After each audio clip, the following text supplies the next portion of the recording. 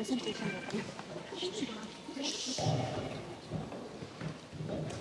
thank you so much for being here. My name is Yankee and I'm here with Kensei, and together we'll be moderating today's conversation. Today's event, in conversation with Dr. THUPTEN is presented by the Tibetan Canadian Cultural Center, where we will be exploring His Holiness's latest book, Voice for the Voiceless. Before we begin, we'd like to offer a land acknowledgement. We acknowledge that the land we are on is Toronto, a Mohawk term for Toronto, which lies within the Dishwit-Wansmoon territory.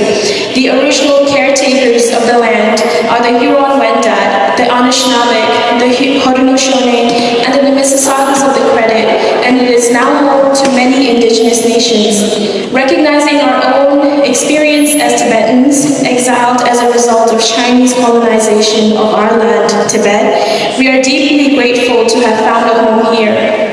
And with that gratitude, we reflect on our positionality as settlers and on our ongoing responsibility to this land and its people.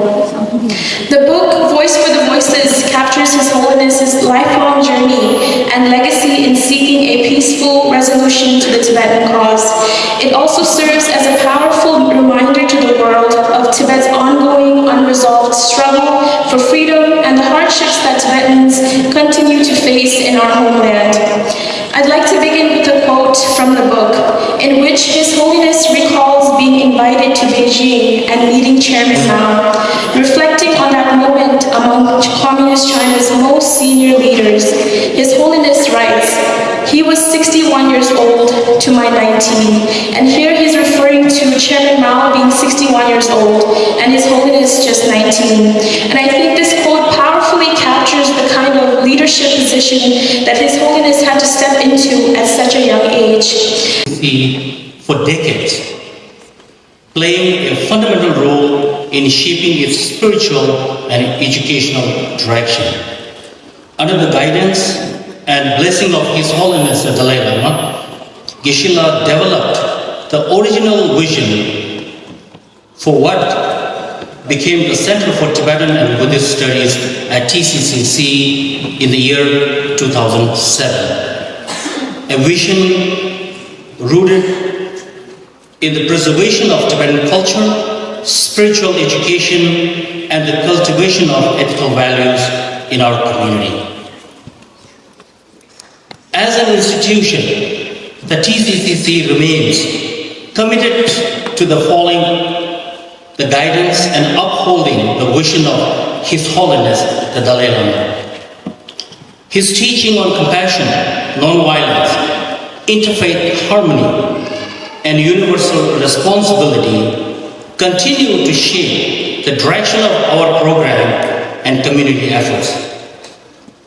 These talks reflect the same ongoing dedication. Over the years, Geshe-la has participated in numerous TCCC hosted public talks, workshops, and community meetings. His contribution have specially benefited the Tibetan youth, providing them with spiritual guidance, moral clarity, and an accessible bridge to the teaching of His Holiness. Today's event centered on the book, Voice for the Voiceless, by His Holiness the Dalai Lama, edited by Geshe Jinpa. I do not want to go through details about the book, as our Geshe-la and the moderator will give you insight of it. In a special effort to inspire and empower the next generation, the TCCC actively reach out to community youth, inviting them to join the organizing committee in this event. We are proud to share that many young members of our community accepted this invitation with great enthusiasm. Their contributions have been vital in arranging today's talk. You will see several of them on stage today, taking a very important role, including moderators, and support contributors. We also extend our heartfelt thanks to all the participants and facilitators for their time and dedication made this event possible. We also want to thank all the participants who are joining through live. We are confident that this talk will be meaningful for everyone here, and we hope it will deepen our collective understanding of the message of His Holiness while strengthening our community's commitment to His vision for the Tibetan people and the world. The TCCC board is committed to organize more talks, workshops, and other activities throughout the year as a year of compassion in honor of celebrating 90th birthday of His Holiness Dalai Lama. Thank you. Be here with you today. Can you hear well in the back? There's chungpa the touch this too. Maybe a little bit down. Thank you. It's a real pleasure to be with you here today, and I'm particularly looking forward to the conversation and discussion with the youth, because my understanding is that the questions that you have collected has been based on feedback and reflections and questions that has been generated as a result of many of you reading this book kind of at the same time. So this is the main part of our event today. But before that, let me say a few words in Tibetan, okay? And then we'll get back to the book itself. Tomangé talende kanjen chundeni ya kyartu jaje nabuto je kochunde kabucho tuche shwe haruto tanda ngema bata tanda yomani borude digi khambe koyobata zikoya jaje to tanya dan kanji tone yaje shi chinsha 디 수대 간단하게 제 아니 간단 나중에 오늘이야 칼라스를 갖게 디 간접 truyền 내리야 지난 시리가 되어요. 앞으로도 그렇게 나가야다. 그리고 쉬는다도 유튜브야 지금 사이멘트를 줘야다. 대매기 내용만 보지 토래야. 말이야 근데 레동치마 대나선 조제를 갖고야 문은 다내기 지수를 하셔야 되셔. 아니 간단하게 시험을 제외나 장 아메리카 책임을 갖다 직자가 표를 치료해야 산에 지금이야 그때 좀 치료지 대도로 차게 그래 다시게 제부터제 인기면 앞주총 먼곳에 잡아비베나 먼곳에 도론도가 더마마 차게 왔다스 디인도가 도론도 사쿠기 디 마란즈 전조지도 나고야 표면 뒤에 치료를 차게 되가야 디기 도론도 예외에 표면도 지속돼 차수도 용해야 돼 표면 지기 자된다 메리를 충성도 체야 시부지 되어야 되는 내가 차대 내주 차기 오래 내 윤리가 다는데 근데 가다 지속 나오고 투보의 시간 시에 먼저 그것도 gembe 차네 견제치 가려를 살면 먼저 메도 gembe 되게 돼 문센다 슈른다 되게 통해 초총된 제 무수주 요래 그 대만 보여야 만족은 봤어 지금 토요지 세트 되게 통해 이제 초진에 내게 텐저 쇼제 아주 강에 대해서 요래 다른 내 지도 나오냐 tumbudu ena hakor tajige ulu shunya na muzule shubi shuye zoya maranzu rushun chupyu na bone leje tege ma zite ba ma to maranzu rushun be na bone gyönje cha shengo che da chone che da diri de jidu to ma zi ma te ra mas ye shuye na hakor to mu kale doron do ye ya yebe dane de bebe jido de cheshu de chaga yu ga 야 치료로야 배도용서 차가 이지게저 proof of concept the proof of concept proof of concept proof 이제 나도 외지도 차수고 내다 만에 세대 다 야방나도 그냥 나도 시냐 뭐 차가 현상 근데 제가 생각하기에 이거래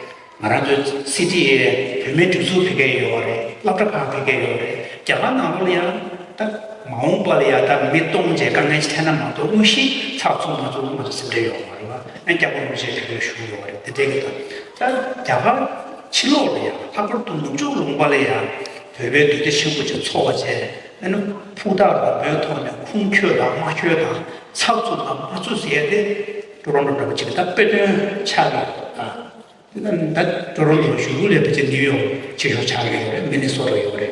나는 이 장생 동안에 세계만 남부터 공부시로나. 말한저 베베지도 치료 차가 슈울에 지도 코로나 훌리야 차서도 말이 개치고 싶은 차인데 디인상 나는 내가 믹스에 가르치고 대사 저런로 슈니에레 올 슈니에게 레제발라고 통해 투시셔 베드를 막 그렇게 통을 저렇게 요마래 페널티가 요마래 그거지 매찬네 베베르 슝숭족다 균해다 끼다 슝차베르야 나보다 잘한다더니 멍부치기 미부다사시 잘 배워요 그래 진짜 아버도 안에 돌아를 써버리야 그러면 튀기기요 튀기 누가요 가로 시작 치고로 와 도저히야 즉 치기를 요구돼 자가 시작도 되게 민망하다 치기 시작이 메뉴가 되는데 딱 가로 상당서 돼요 말이야 그런 것도 찾아야 되나 뭔 시작을 체 차가 그래서 도저히 단행에 믹스에 손아 숙침도 좀 아니 경우로 무지에게 주때 간제 주되는 게 믹스에 토레 숙침도 나요 그게 참을지다 쌓여게 발라요 나보다 개월 탱그러 토레 숙침도 나요 토레 숙침도 나 아니 대 간다지 게이를 슈를 벽이 결합을 그래 남초를 방부직이네 실제 소리야 간다 계지 림바도 틀었더니 lok쟁이도 딱 투여지다 투르노를 가면 제가 쳐야지 리베르베트 치프나야 그래서 군대는 까나요 그래 무슨 아무도 킹을 그래서 군대네 투르 쇼신도 나요 땅에 군대기 무섭다 쇼투다 말데 얘네 최과 제거나 군대 통제부요 그래 다른 데를 무슨 패거나 다른 데내다 간제 주변에 내다 세고 군대 통제부요 통제부 용과 인사 등주르게 라마제베 추리를 그리고 라마제베 좀 맞도 추가표가 나오네 주변 추가서 까시도 버제베 추가대 추가 개실 쓰기요 인사 단행에 대해 고갑심제 나머지 정말 투시제学마음 발라이네 간다 심슈 못네 나로나 수学능을 했다 So I'm really looking forward to our conversation and as someone who had the privilege to serve His Holiness as the main editor for this book, one thing that I was deeply touched was the way in which the younger generation of Tibetans truly engaged with this book. You know, I don't do social media myself, but I do have WhatsApp. So many of my colleagues and friends and family members sent me the images of what was happening in the social media world, particularly from the younger members of our community, sharing their feedback, critical reflections, what they got out of this book. So this youth engagement with this book has been truly, encouraging for me, particularly, and I also shared that with His Holiness when I was recently in India as well. And one of the things for me, of course, you need to read the book, and many of you have already read it. But this book should not be viewed simply as an autobiography of His Holiness, telling his story. Yes, of course, that's an important part of the book, which is autobiographical, because His Holiness was at the forefront of the movement right from the beginning, when China invaded Tibet from eastern Tibet in 1950, when he was forced or compelled to take on the leadership of a nation under attack. Since then, he has been at the driver's seat, as it were, and has witnessed the tragedy of the Tibetan nation over this long period of time. And His Holiness, and one of the things that you will learn from this book is the amazing courage of His Holiness. Yangila referred to this, His Holiness's first meeting with Chairman Mao. All of you are probably older than 19 years old, and you can look back to your own age when you were 19. Where were you?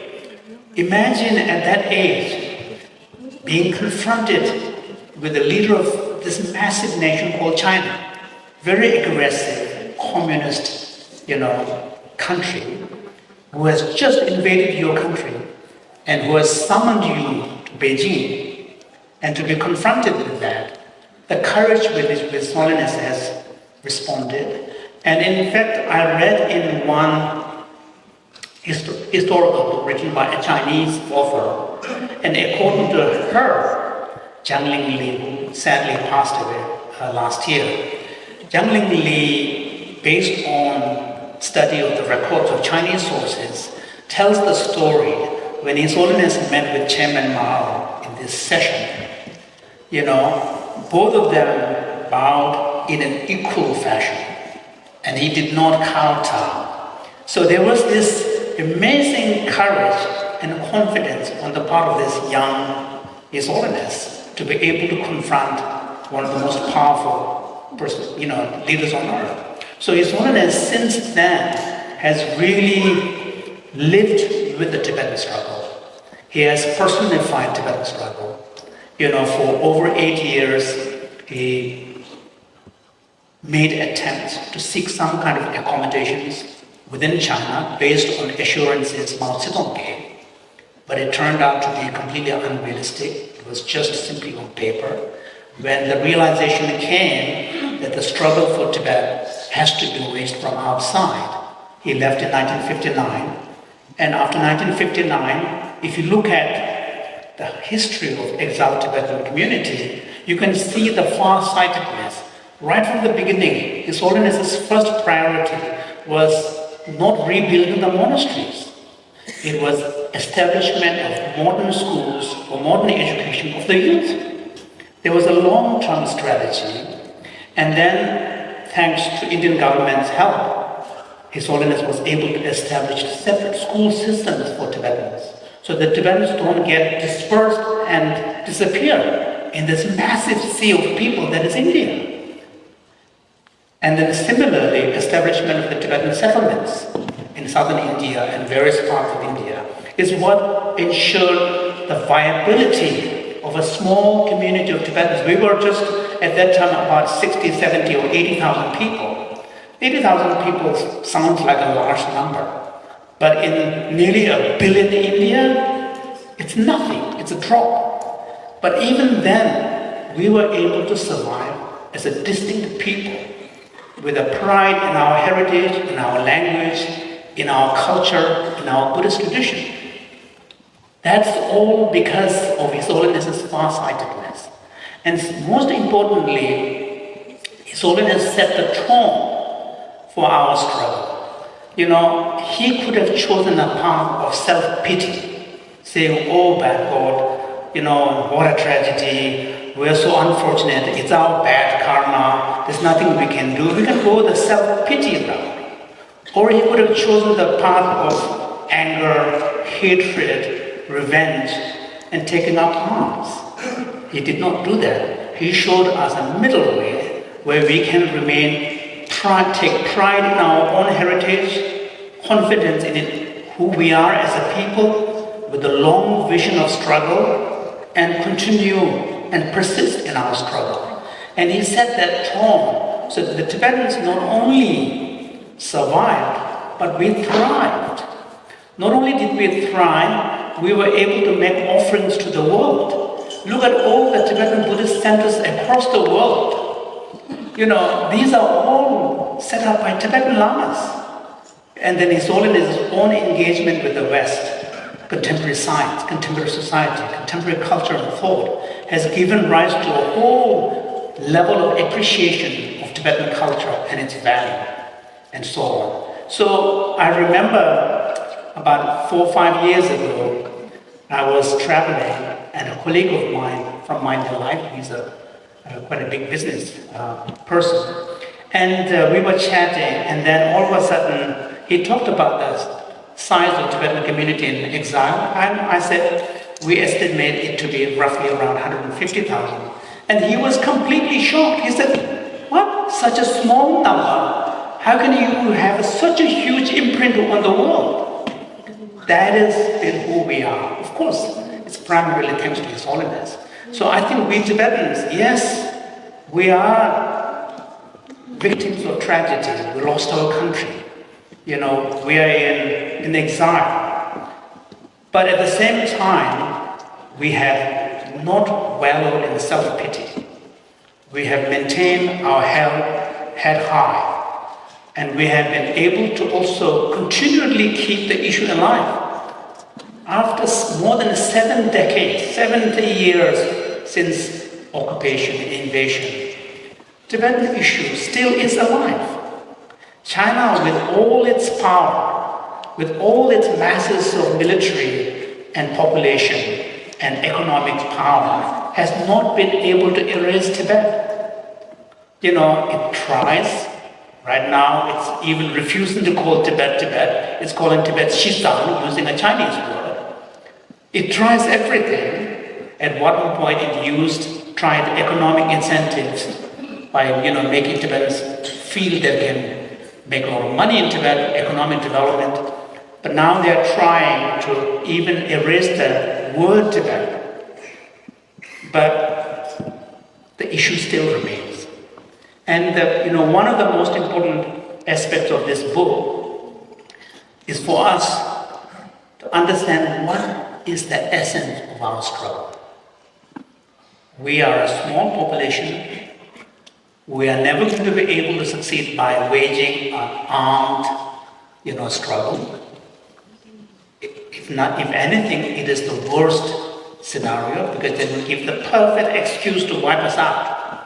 You can see what's happening elsewhere in the world today.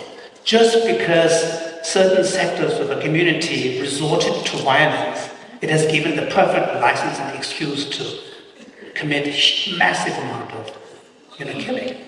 So we're not going to do that, but at the same time, we can always question the presence of China on the plateau. Because Tibet belongs to the Tibetans. That is a historical fact. We Tibetans have been on this plateau, on the Tibetan plateau, for over thousands of years. Our history predates the Common Era. Our first king is Nyadusengbo, which is before Common Era. Our written history starts from the 7th century. Since then, we have existed as a nation, as a people, with our distinct language. And what is happening today is tragic, but from a long-term view, it's a part of an ongoing, unfolding story. There is nothing written on stone saying that this is an unchangeable reality. So for us, the most important thing is we need to carry on. We need to have this long view. We always need to be sure in who we are. And here, Tibetan language, culture, and identity, particularly identity, is crucial. And that's why the younger generation, those who are in a free country like us, like ours here, I think each one of us really need to take this seriously. What does it mean to be Tibetan? So that your sense of Tibetanness, yes, we are all Canadians here, but Canada is not a nation under struggle for its existence, even though some threats are being made. But Tibet is a nation that is under struggle, existential threat. And that is part of our identity, which we have to hold dear. And we need to pass it on to every generation, even if it takes 10 generations before we gain our freedom. That is the kind of long-term view we need to adopt. And for that, some ability to transfer across generation what it means to be Tibetan, or what Tibet means to us. And part of that, His Holiness, although does not speak about it, but my sense is that one of the most important things is the emotional connection with land that is Tibet. Some of us may be fortunate to have gone there. I've never been able to go, although I was born. But we need to find a way to emotionally connect with Tibet as a land, as a country, and have a sense of ownership. And our identity of Tibetanness needs to be connected with our sense of ownership of that plateau. political, actual legal status, whether Tibet should gain independence or whether it can exist as an autonomy, is a secondary issue. It really is a secondary issue. The fundamental issue is the survival, continued survival and thriving of Tibetans as a people. And this is where the great wisdom of His Holiness has shown us that for that, you don't need to insist on restoration of full independence. That it is possible within a framework of PRC, the Tibetans can survive and thrive as distinct people. Because if China is serious about its vision of People's Republic of China, that was established in 1949 as a composite of multiple nationalities, then Tibet, they should find a place for Tibet and Tibetans to be within that family. And within that multicultural, multinational family, it is possible. That's what His Holiness envisioned for Tibetans as a people within that multi-nation state to exist as a distinct people with the custodianship of the land historically that we have, that has belonged to us. I think that really is the essence of our struggle.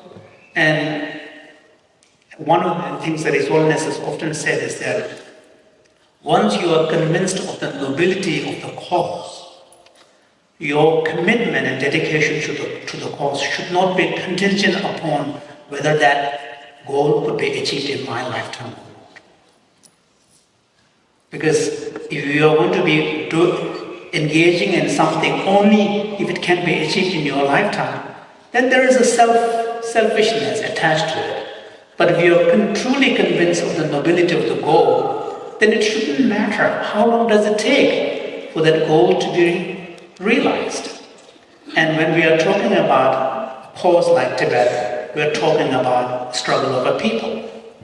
Generations will come and go, but people remains, nation remains. So when we think of Tibet, we have to think of Tibetan as a people, Tibet as a nation. Nation can exist within a country. So the problem in Tibetan, we don't have a separate word for nation and country. But in English, we do. And in English conception, it is not contradictory to have nationhood within a country. So if you think of United Kingdom, Wales and Scotland are nations within a United Kingdom. And that's why Wales and Scotland can send their representatives to the Olympics, representing their nations. So Tibetans, we should, even though we are not asking for full independence, but we should not give up the idea of Tibet as a nation. So this, I think, is really crucial. And we, as we go into future, there will come a time when His Holiness will be not around. We need to make sure that His Holiness and the institution continues to symbolize both the people and the nation. That is the symbol. And when we engage in struggle, our struggle is not just for protection of human rights. Our struggle is for the survival and thriving of a nation and a people. I think so. That's why I wanted to take this opportunity to reach out particularly to the younger generation. These days you have access to quite a lot of rich resources on Tibet, its history. And as much as possible, the younger generation should really take the time and opportunity to really study Tibetan history so that you have a much richer understanding of the complexity of our history, and you are coming from a place of confidence when you speak about nationhood of Tibet. Up to now, the elder generation have had the luxury of the active presence of His Holiness as a symbol traveling around the world. So long as we don't fight among ourselves, we were kind of quite successful because His Holiness was the face of our movement, of our struggle, of our culture, of our civilization. And everybody, wherever His Holiness goes, everybody knows the Dalai Lama of Tibet. So we had a much easier job, the elder generation, when we are continuing with our struggle. The younger generation will have a tougher time.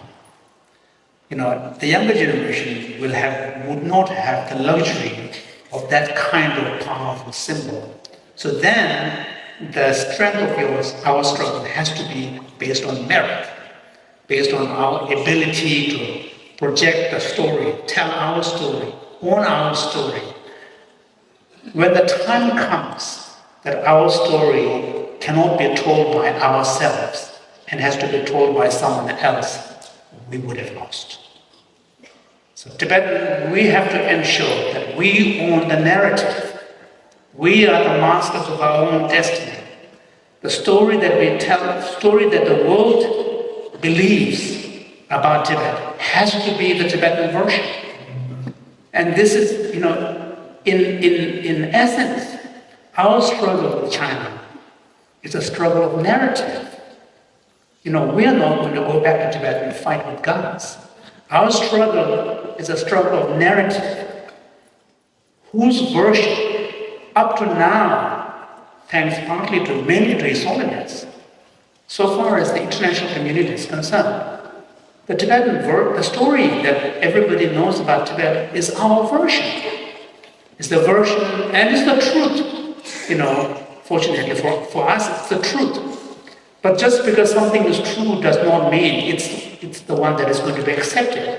But our job is to always make sure that when the story of Tibet is told, it is not the version told by our oppressors. That, in a nutshell, is the essence of our struggle. And the younger generation, you don't have to join CTA to do the struggle. Each one of you, in your own capacity, through writing, through blogging, through responding to articles that are appearing in major newspapers, whatever opportunity you find, narrative is the key. Narrative power and owning that narrative really has to be the key. So that's one thing I wanted to share with you. Thank you. So you have.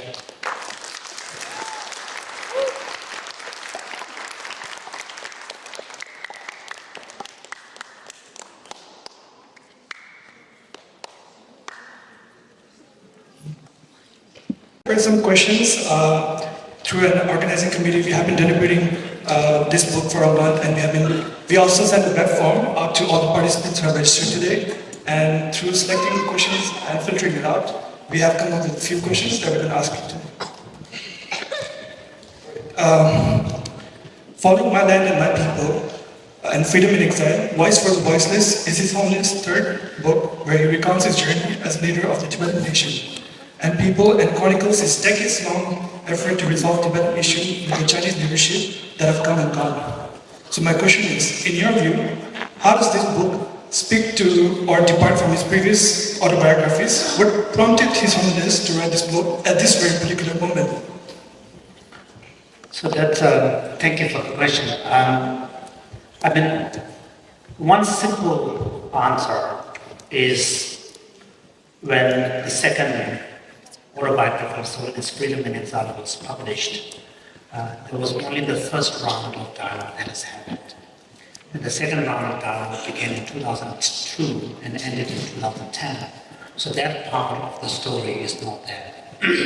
And furthermore, in the first two books, it's more written in the style of autobiography, telling His Holiness' story, which is, of course, Tibet is a struggle of Tibet, for Tibet is the major part of it, but not the entirety.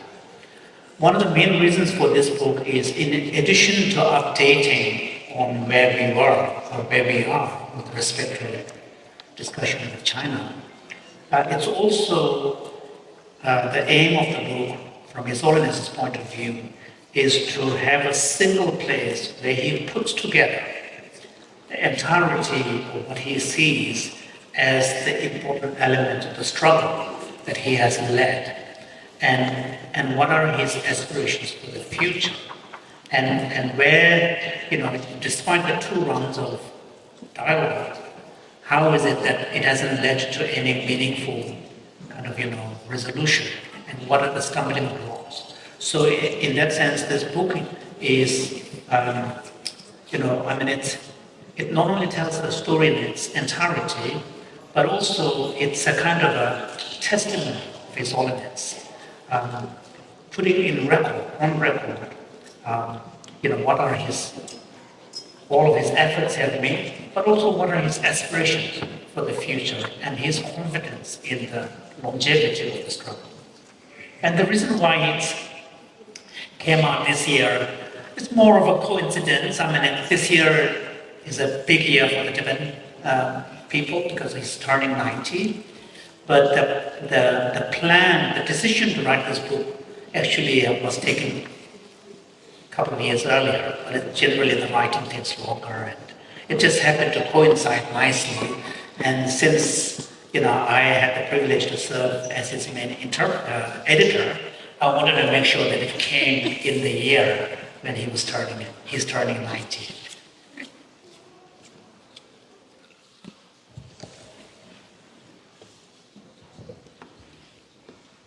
Thank you, Geshe-la. So Voice for the Voiceless is a call to advocacy, and we can all agree that no one in this world has embodied that role for the Tibetans inside Tibet more fully than His Holiness, who has dedicated, like you said, his entire life representing their voices.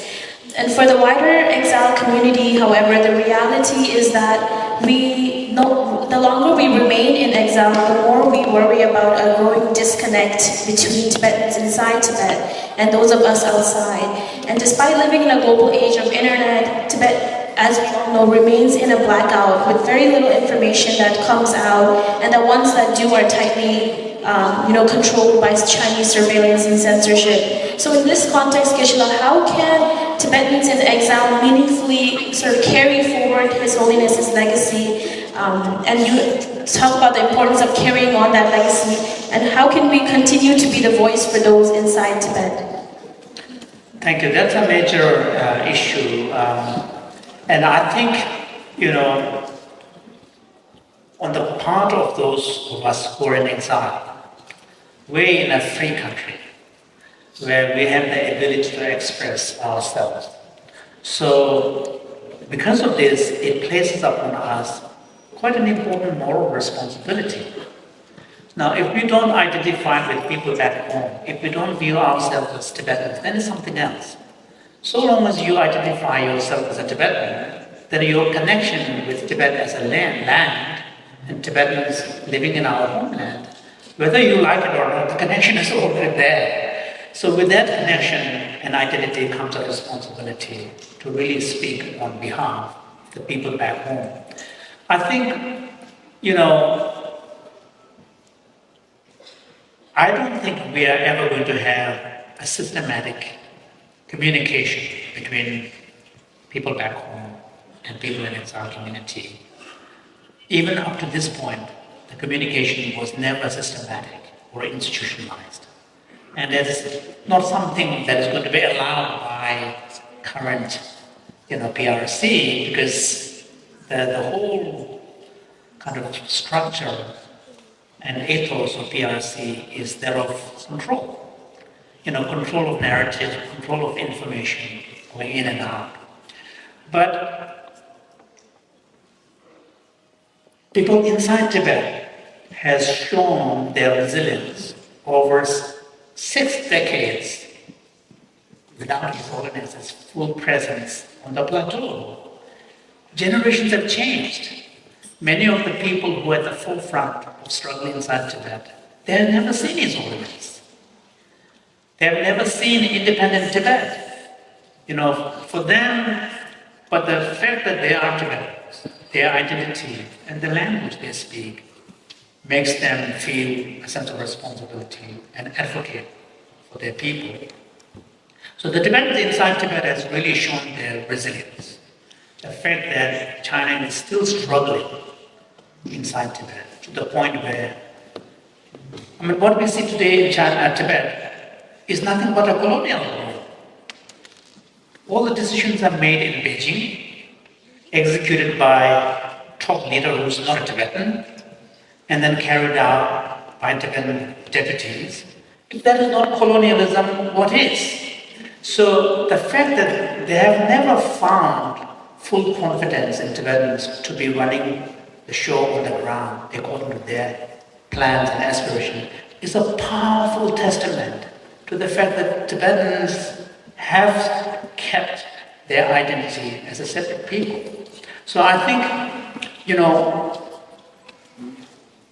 the up to now, the connection between Tibetans inside Tibet and outside Tibet has been primarily through His Holiness. Devotion and loyalty to His Holiness. The Chinese banned the display of His Holiness's photograph in Tibet, but they can't take the image of His Holiness in the heart of Tibetans because they can't see inside the heart. And they can't force Tibetans to forget His Holiness. So He has been the powerful connector. In future too, when there is going to be a 15th Dalai Lama, Dalai Lama name has to be the symbol that links Tibetans back home and Tibetans outside. And those who are wearing the outside world will also need to prove to those inside Tibet that we are speaking on their behalf. Because if we fight among ourselves, it's an embarrassment.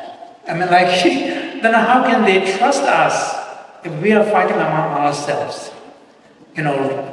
Repeating the same kind of regionalism and conflicts that we used to have in Tibet outside. So we have to show unity, we have to prove ourselves, but the glue that connects us and the people back home will be the vision of Tibet, symbol of His Holiness, and our language. That is the strength. Yeah, following up with your answer, in this book, His Holiness offered a detailed account of his decades-long effort to find a peaceful resolution of the Tibetan issue with the Chinese leadership since the invasion, from Mao Zedong to Xi Jinping, and his feeling of disappointment and frustration at the consistent lack of courage and political will shown by the successive Chinese leaders to engage meaningfully are palpable throughout this book. Meanwhile, the situation inside Tibet has only worsened. In exile, the Tibetan movement has, for everyone that is kind of noticeable by now, has kind of waned and is kind of in the sense of despair. And at times, even indifferent.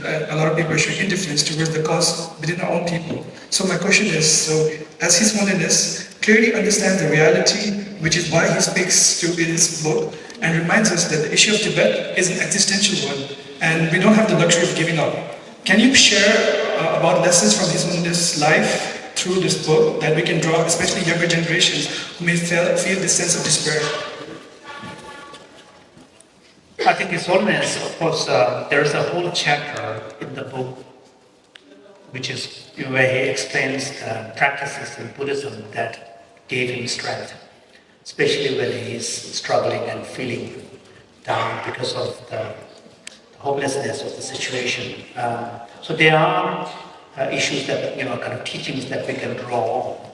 But I think His Holiness, towards the end of the book, His Holiness made an appeal to different sectors, especially to the Tibetan people. And he reminds us of the resiliency that is in the Tibetan nationhood.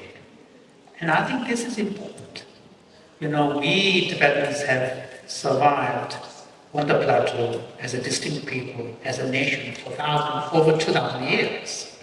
So if that is the case, there must be something in the gene of the Tibetan people that allows us, and His Holiness reminds us that the Dalai Lama institution is only 500 years old. Tibetan nation is older at least by 1,500 years. So there is a resiliency. Right now, yes, institution is important, it's the symbol. But in the end, His Holiness is saying there is power in the distinctness of Tibetans as a people. And so the most important thing for us is to ensure it doesn't matter where we are living.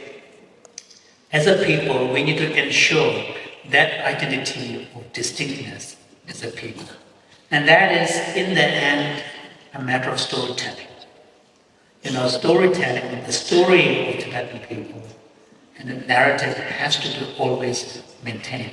I think His Holiness is, in the immediate situation when we are feeling down, there might be Buddhist teachings that are helpful, we can apply so that we don't feel completely discouraged.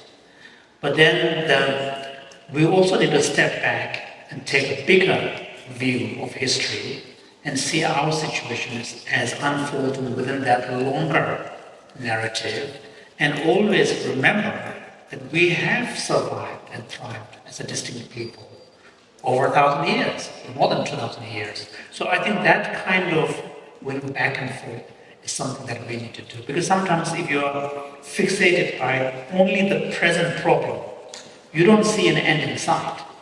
Then that becomes your just small, narrow reality. And that fixation on narrow reality can really weigh you down, because you don't see the end. Whereas if you are able to put that situation in a larger context, then you see nothing lasts forever. The Chinese communist rule may seem very powerful. There is nothing written down in law that says this is going to last forever. And for us Buddhists, and His Holiness reminds us, especially for us Buddhists who believe in the principle of impermanence, we know nothing lasts forever. So this ability to step back and recognize the truth of impermanence so that we don't feel completely overwhelmed.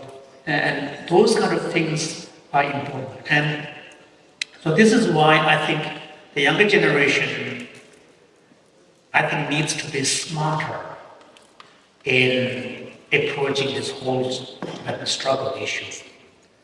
Up to now, we have relied heavily on the institutionalized approach with the presence of His Holiness as a main focus. Moving forward, time will come when the approach needs to be democratized. And here, I think, if you look at different people struggling, many people that are struggling did not have the luxury of a unifying symbol like His Holiness. We were lucky. For 60 years, we had that unifying symbol, which made it much easier for us as a people to rally around. But now we need to be smarter. And here, I think the younger generation, let me take the opportunity to reach out to younger generation, especially those who have inclination and capacity for more humanities kind of approach, like history, philosophy, or anthropology, or social science. Please do not think that if I don't take a professional course in my university, I'm not going to be successful in life. We need historians, we need political scientists, so that we have novelists. Some of the most important struggle movements have been inspired by storytelling. So I think we, the younger generation, needs to have a much more sophisticated understanding of how struggles can be waged without relying on a centralized approach. So that's one thing I wanted to say.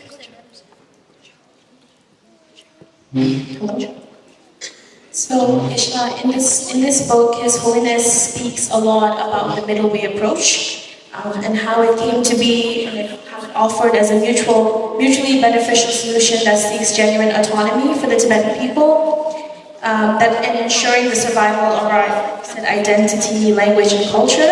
He also shows how tirelessly and relentlessly he's worked to engage the Chinese leadership through this very approach.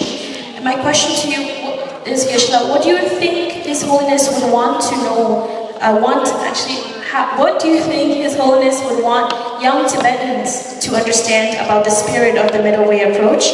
And how can younger generations best carry it forward, given that it is the current official policy of the Central Tibetan Administration? And I ask this, Geshe-la, because I feel like a lot of us are not able to understand the approach, and I think His Holiness emphasizes a lot within the book. So if you can sort of provide a bit more about this approach?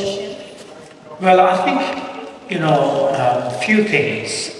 One of the main reasons for His Holiness is urging us and showing us the path of middle way is a practical perspective. Because right from the beginning, if you insist on restoration of Tibetan independence, there's no starting. And His Holiness's belief is that in the final analysis, the resolution of the Tibetan struggle, the Tibetan problem, has to be achieved on the basis of two sides coming to sit down and negotiating and discussion.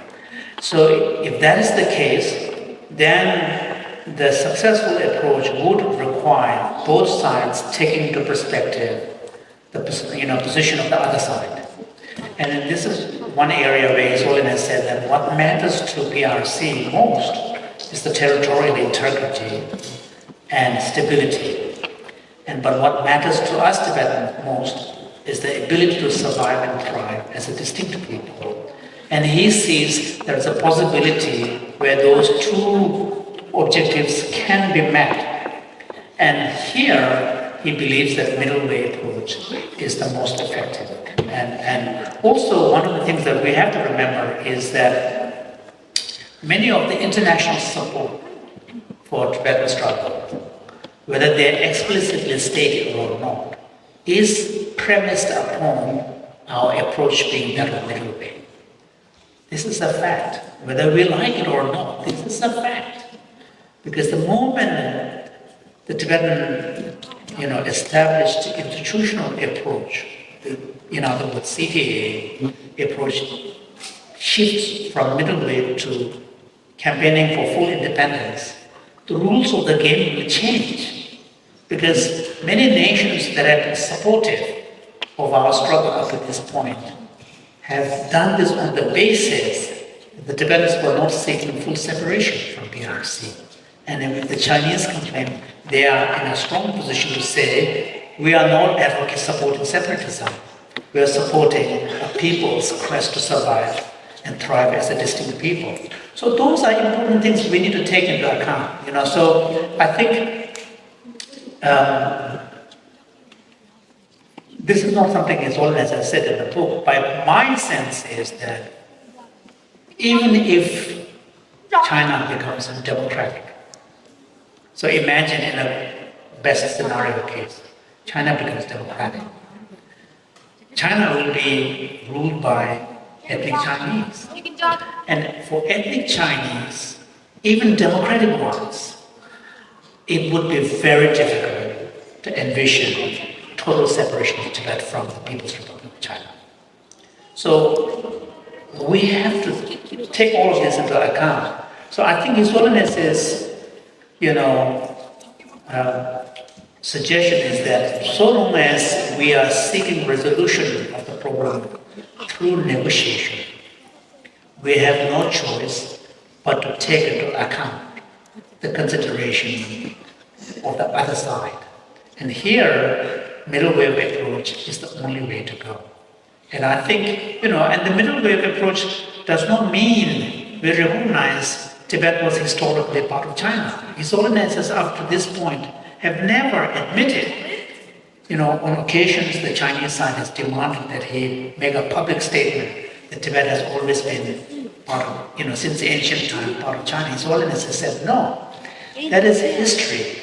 Historical status cannot be decided by politicians or through politics.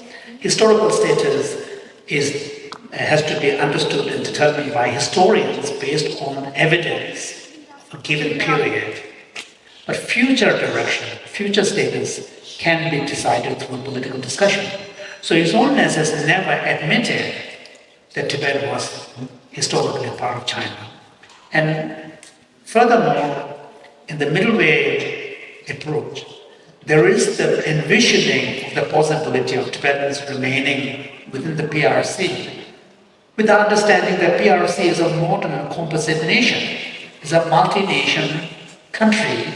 Within that, Tibetans can live as one nation among many nations.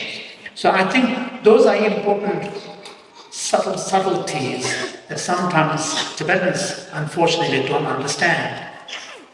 Mainly because many Tibetans don't read beyond Tibetan text. That's the problem.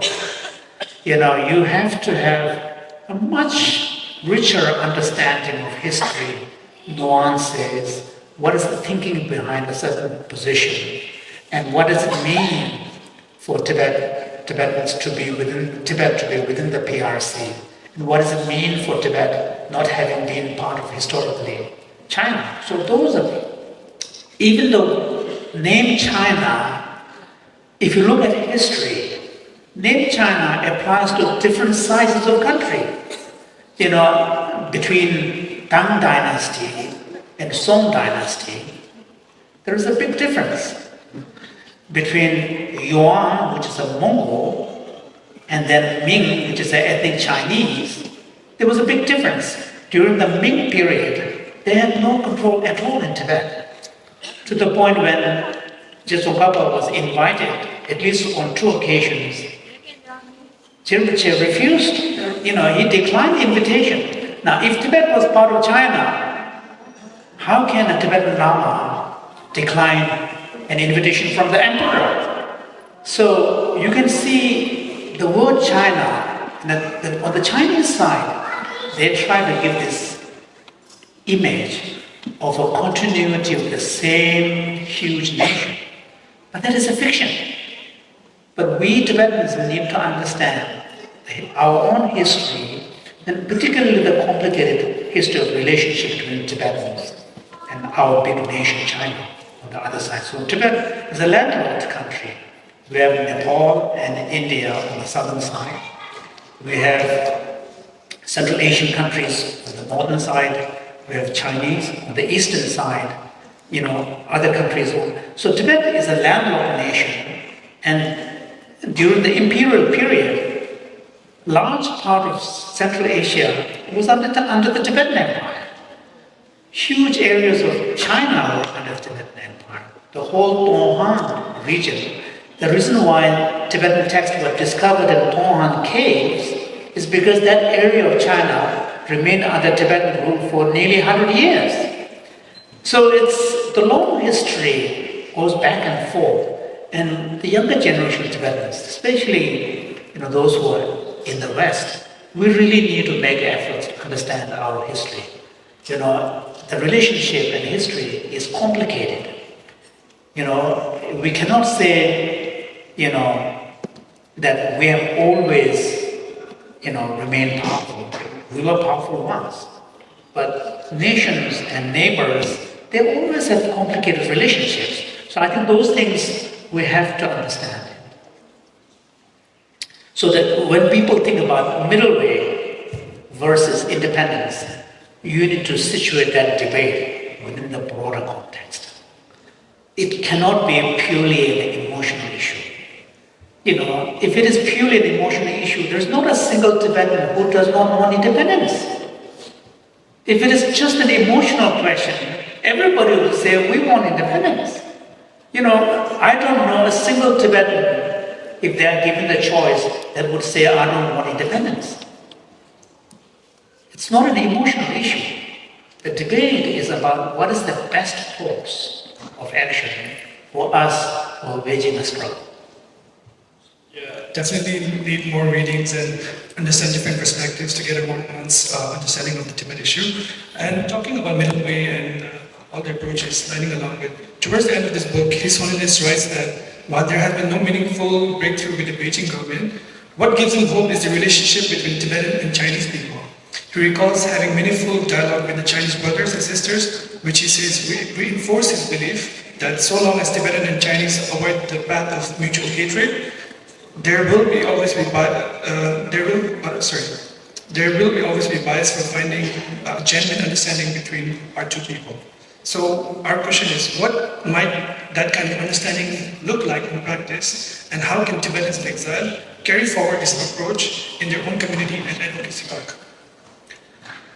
One of the things that His Holiness talks about in the book is that in the wake of 2008, when the Summer Olympic torches were relayed, those who are old enough will remember, there was a lot of protests worldwide, starting from Athens, where the torch was first lit and passed on. And His Holiness talks about, in the book at that time, because there was a lot of protest inside Tibet, there was, in the Chinese state media, a kind of a demonization of Tibetans. And to the point where there was a high rise of racism in mainland China against Tibetans. Many Tibetans, when they want to buy a car, they were refused.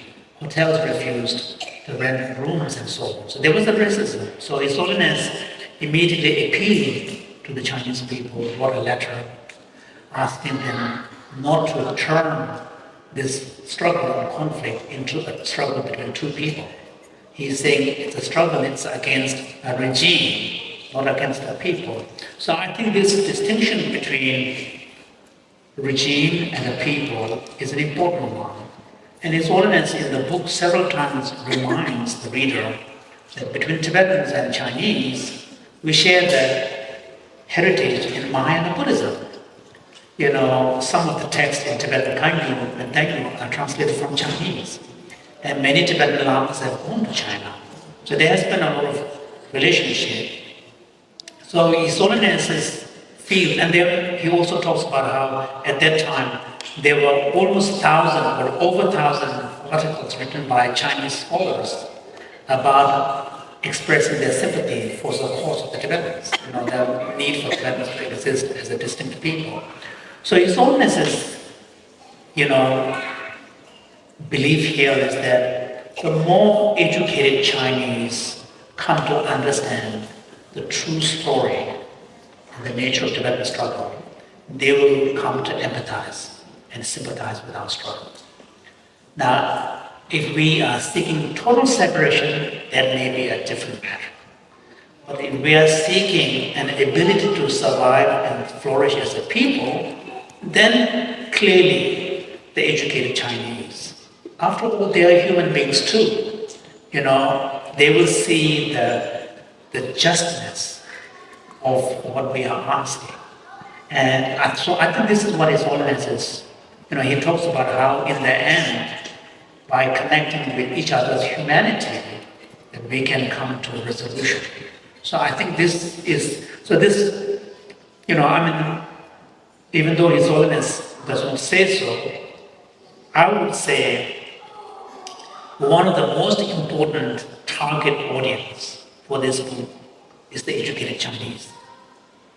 To really make them understand where His Holiness is coming from, what exactly are the Tibetan people asking for, why are they so persistent over so many decades and consistent in their, demand. And similarly, another important target for this volume are the policy advisors in different parts of the world. Every nation, including especially in the free country, given the importance of China as a major economic partner, needs to have a policy, foreign policy, that has a China desk. And the moment you have a China policy, you need to have some understanding of where does Tibet fit in. So, at least from my perspective, another important constituency or readership of this volume are those people who are going to be advising policies of different governments. At least to have an understanding of a full version from His Holiness's side, telling the story. Then, of course, Tibetan readership, and the Tibetan translation is being done. It should be available by end of this month, in time for His Holiness's birthday. And the Chinese and the Tibetan version are going to come out around the same time. And again, very important audience is the Tibetan people, especially inside Tibet, so that they understand the full story of His Holiness's thinking behind the middle way, his belief, his confidence, and his continued kind of aspiration.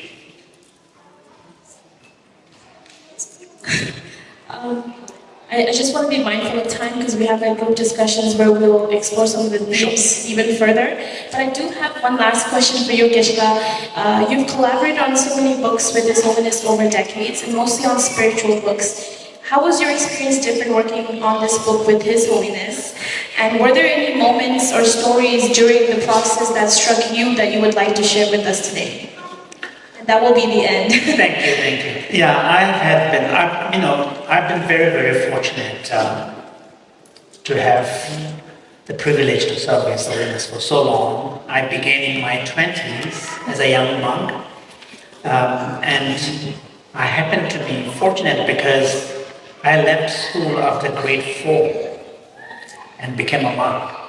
So the English capacity that I had was largely self-taught. Because in India, after grade 4, you can't speak English.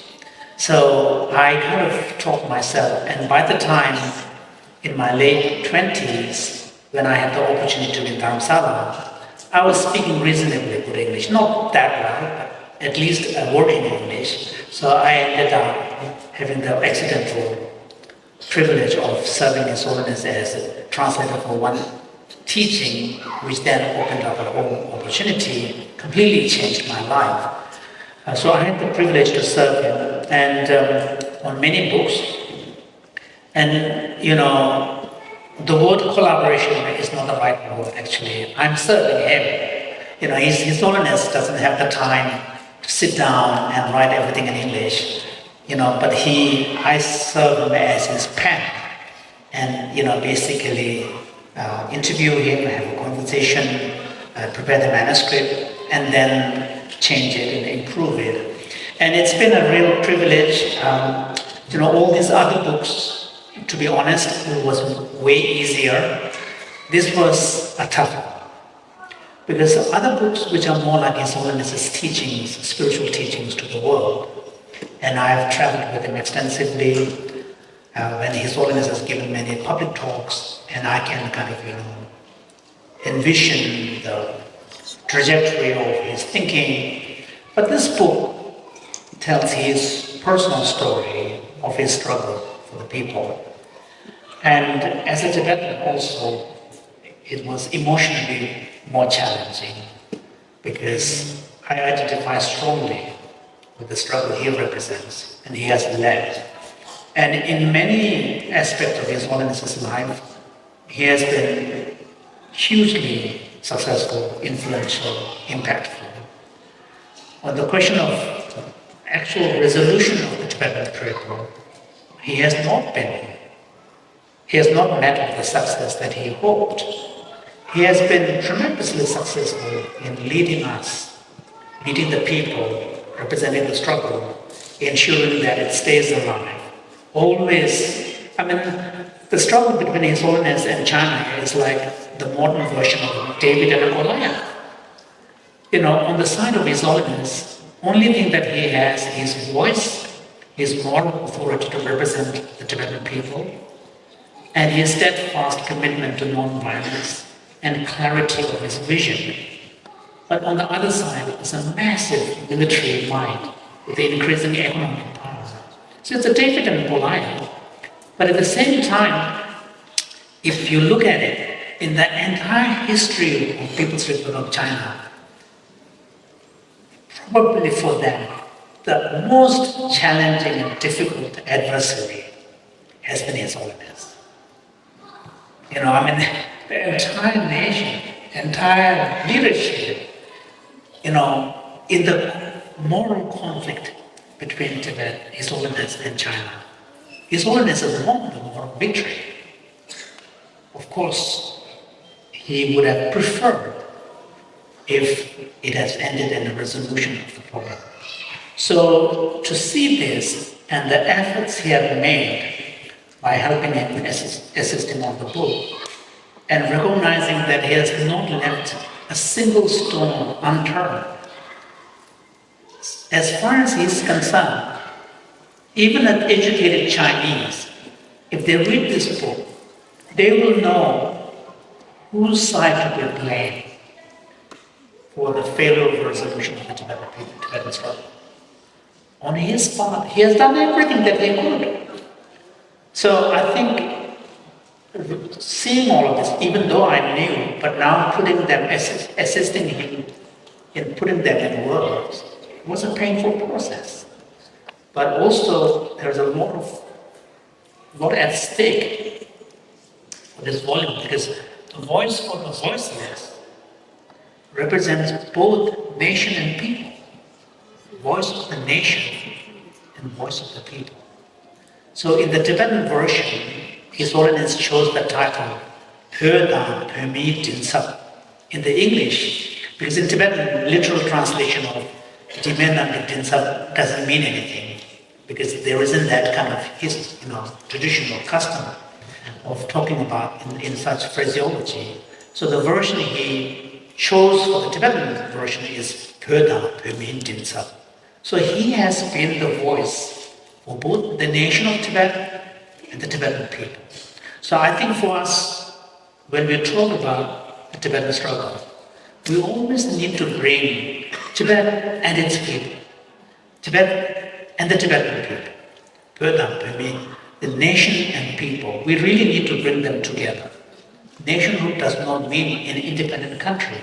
So I think, so for me, this was probably one of the hardest books that I've assisted him in writing.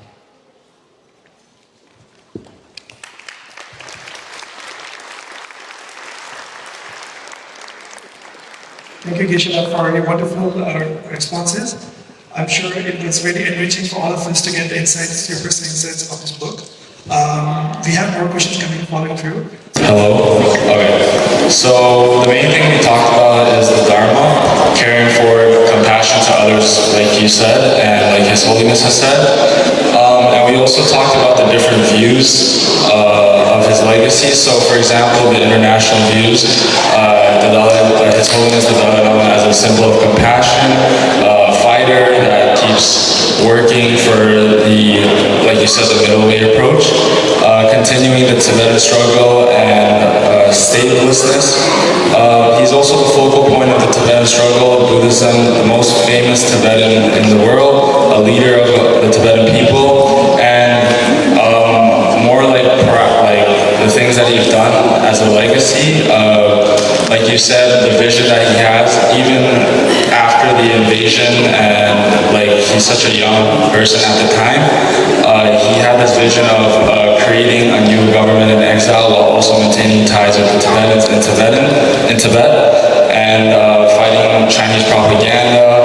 And he's also a compassionate spokesman himself, who took on the role as a leader of people without a country at such a young age. And he introduced democracy into the CTA, relinquished power from himself to elected representatives. And another big thing, I think, is his legacy is his adaptability. Like he said in the book, we have to, as a people, we have to move on from this religious, centered around religion, and more democracy, science, and all those other stuff. And then it was what does it mean to take responsibility as the next generation with teachings or values of His Holiness the Dalai Lama inspired you the most?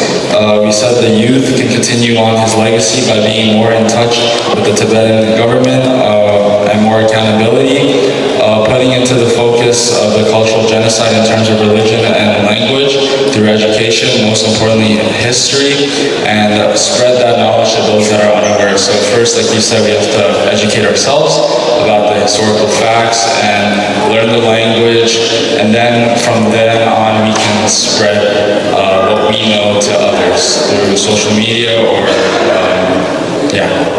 Thank you.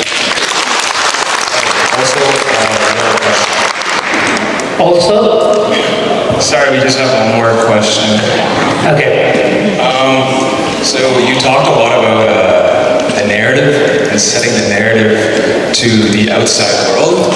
And with you being His Holiness's English interpreter, how did you go about helping find the balance between the political and the deeply personal voice in the dogma's tone? The word political,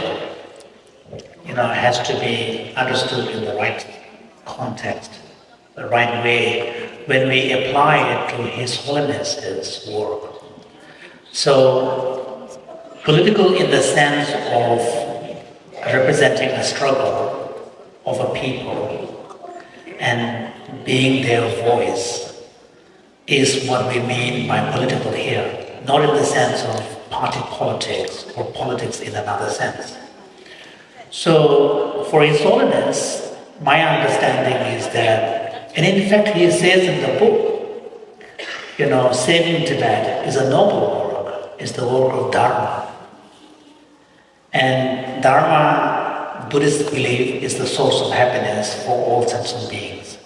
So I think for His Holiness, he has always said the survival of Tibet, although it is directly related to a people, distinct people, but its implication goes beyond Tibetan people.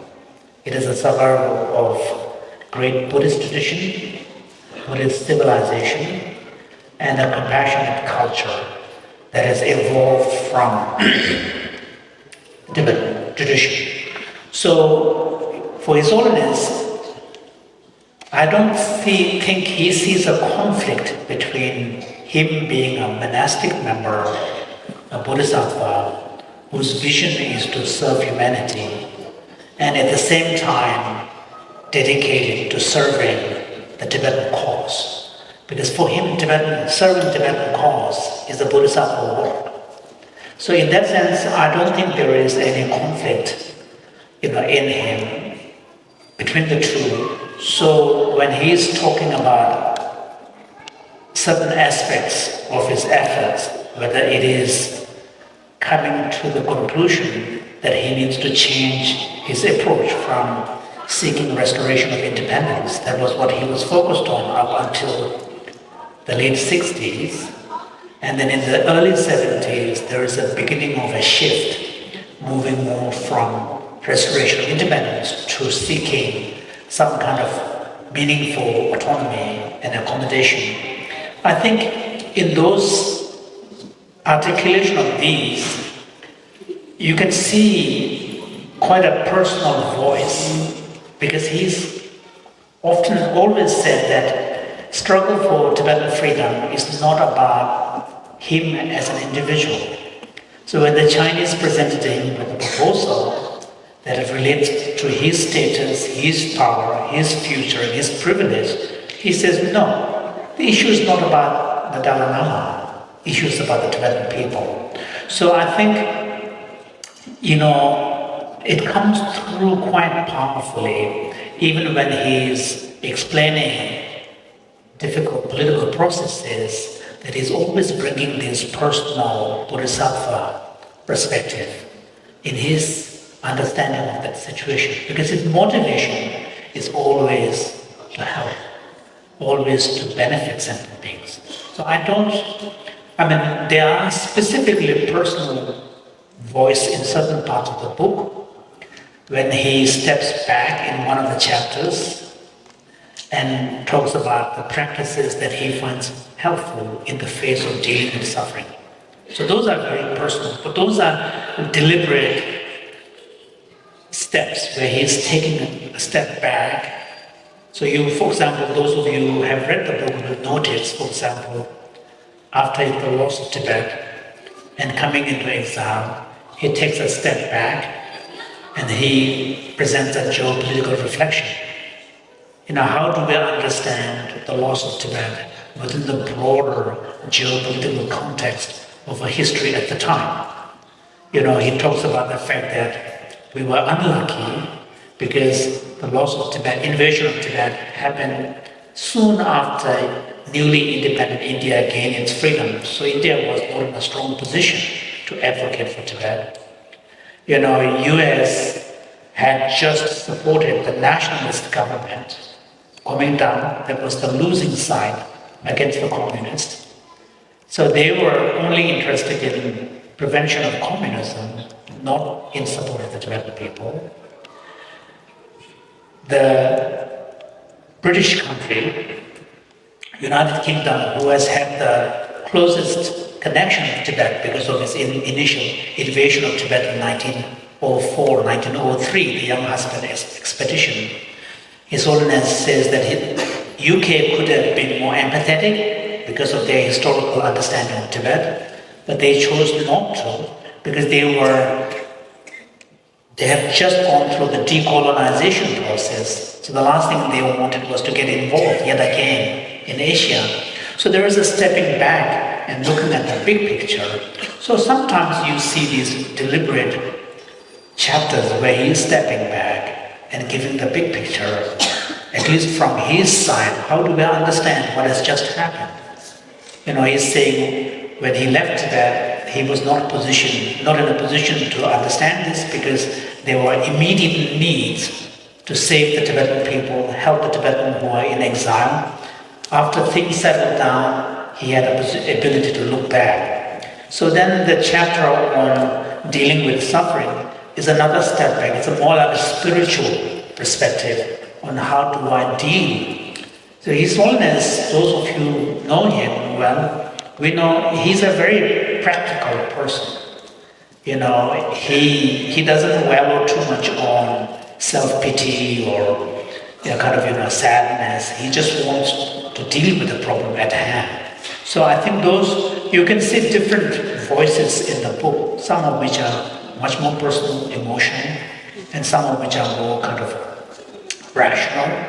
So I think it's good when you're reading, you should allow yourself to feel that, the narrative moves from personal to the reflective to more rational and so on. As a sample, and our group talks about youth leadership. What does it mean to be a leader as a young Tibetan today, and why is it important? So basically, we talked about the challenges and opportunities. So some challenges are that these days there's many things happening in the world, and a lot of people don't know about Tibet, and a lot of people never heard about Tibet, and a lot of governments, we feel like there's not much support and not much action happening. And also, we've had 7 decades of struggle, which is a really long time, and it feels like the problem is fading away. But some opportunities are that we live in a free country and there's freedom of speech, so we can express our voice and share our knowledge about Tibet and basically tell the world what's happening. And basically, to summarize what we talked about is, we said we can share our story, speak up for ourselves, be vocal, and not just about political history, but also protect our culture and learn our culture. And also, we should understand our history. That's what we talked about, and we could share it to other people and tell them what's going on in Tibet and our struggle for freedom. And lastly, we said that all Tibetans are born as activists. Thank you.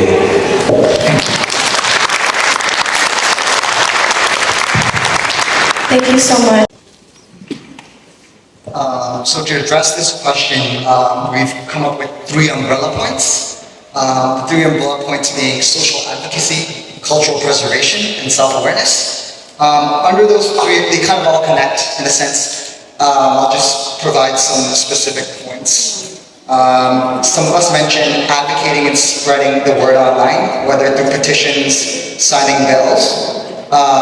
The preservation of culture and identity through entrepreneurship. So whether that be starting businesses, organizations, or just teaching or being involved in other organizations that are proactively engaged in the Tibetan cause. And we've also talked about diversifying our way of thinking. So it's not only about us as Tibetans, but we live in the West, and so there's a lot of cultures around us, and so we have to communicate with other cultures as well. And once we start diversifying our way of thinking, we have a broader mindset through which we can combat the Tibetan issues. And then one last thing we said was being more aware of geopolitics, because it's always shifting. And so I think the previous Sikyo had mentioned, to know Tibet is to know China. And so if we know China very, very well, then we know Tibetans very, very well. Thank you.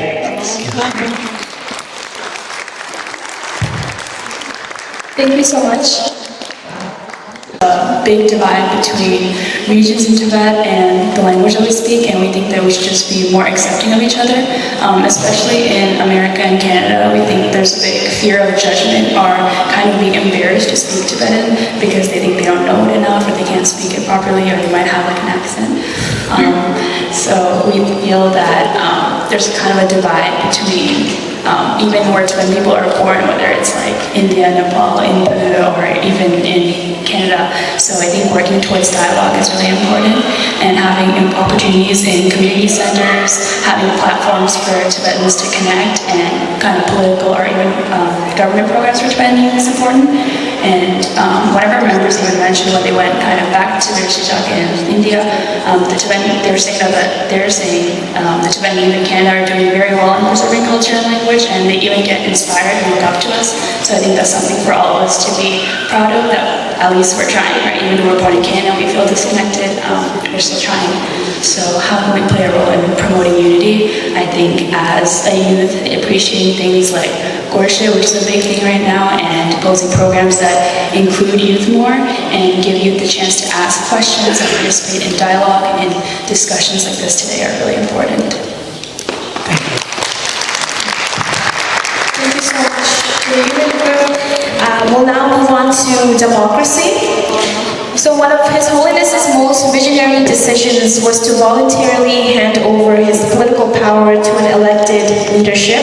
It showed his conviction in democracy and the Tibetan people's ability to govern ourselves. But democracy only works when people participate. How can Tibetan youth honor this vision? By taking active roles in our democratic process and sharing responsibility for the Tibetan future. Topic is democracy, and one way Tibetan youth can carry forward His Holiness' vision of democracy is being open to a broad perspective, especially on social media, and instead of reacting with hate and bad words, we can respond to it with facts and being open to constructive feedback. Following on the importance of Tibetan government in exile, plus its functions, how it informs the youth about it. In addition, everyone has conflicts. As for Tibet, we use our type of middle point, but that might not always go for others. In the end, though people/nations have conflicts, there is always a solution, which would mean every issue has their own middle point.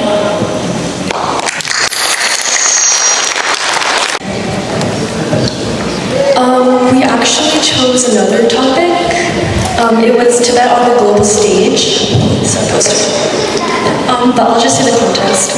His Holiness the Dalai Lama helped transform Tibet from a little-known place to a symbol of global moral leadership by connecting our struggle to wider issues like environmental protection, peace, nonviolence, justice, as well as to the promotion of Buddhism. And our topic was Tibet on the global stage. Our main question was, how do we as young Tibetans continue this work of making Tibet visible and relevant in the world today? And so our main goal we tried to tackle was how to make Tibet visible and relevant on the global stage today. And we realized that the initial problem we have to overcome is our own community engagement, our own engagement with Tibetan youth. Firstly, to allow Tibetan youth to cultivate their identity rather than repress it or, get distracted in the Western world that we are in today. We can do this by developing programs that allow Tibetans to cultivate their identity. And something that I think is really important is to encourage Tibetan youth to participate in community activism, whether that's through VTAG, Voluntary Tibet Advocacy Group, or SFT, Students for a Free Tibet.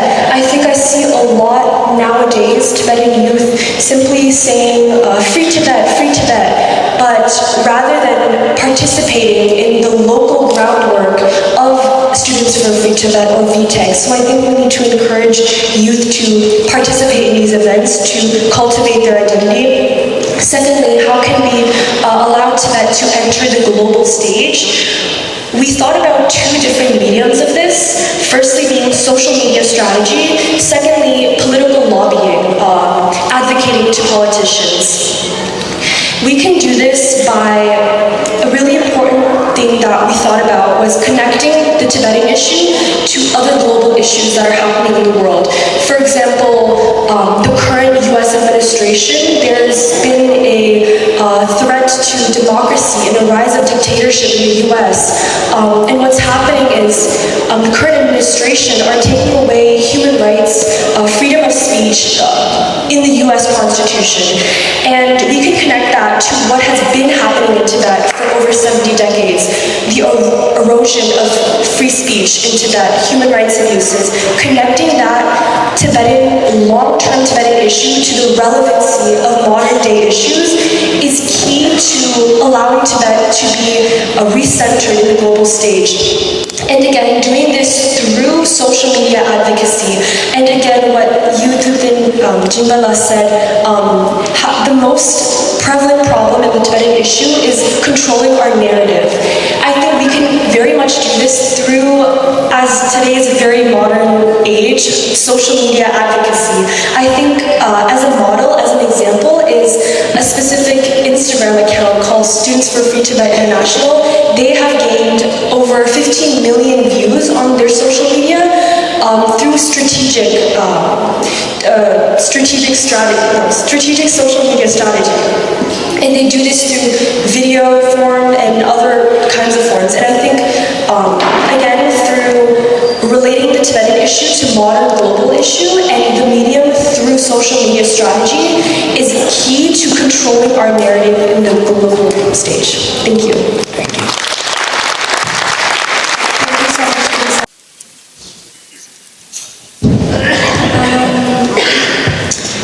I think we focused more on broader ideas about preserving our culture, especially as youth. Like, a lot of us grow up in the Western world, like Kunsal said, and it's really important for us to continue doing things like Sunday school and staying in touch with like Tibetans in like Nepal and India, and thinking critically and staying educated about Tibet and China and external global issues that sort of reflect what's happening in Tibet. And we should help make that education a lot more accessible for people inside Tibet and non-Tibetans as well. We also want to encourage youth to engage and take agency to build community and a new momentum after the wave of Free Tibet movement in the 90s. It's important to keep that momentum because it was there and it can come again. Preserving culture and language, this will help us reclaim our identity and reclaim it both as a nation and as individuals, and use our privilege in the West, in exile, and our voices to speak out, be courageous, persevere, and learn, which are all qualities of a really good global citizen and advocate. And we should break silences and transform our language into action for the longevity of our community and movement beyond His Holiness the Dalai Lama.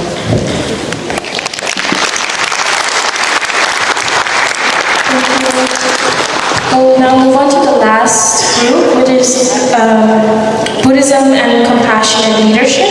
His Holiness often says, "My religion is kindness." His leadership has been deeply rooted in Buddhist values, especially compassion. In today's world, how can young Tibetans lead with compassion in ways that support both their own well-being and that of their communities? Thank you so much for spending this wonderful afternoon with us. So our prompt, or the main question is, in today's world, how can young Tibetans lead with compassion in ways that support both their own well-beings as well as their communities? We discussed that the compassion and many of Dalai Lama's teaching has helped us in our own lives. It has helped us manage anger, stress at home, and guide us in how we treat our elders, partners, and our children. That has transitioned in us being able to deal with various stressful situations in our workplace and our community. As many of us work in healthcare, we find ourselves applying a lot of our religious values and compassion in dealing with difficult patients and empathizing with their sufferings. It makes oneself and our values strong so that we can support our community. Another way compassion has helped us is helped us self-reflect our values and contrast that to that of our community and our country and the world. It has helped us define who we are as individuals, and that has helped us extend that to our communities. In conclusion, compassion and His Holiness's teaching has given us confidence and courage to lift oneself and others. Thank you.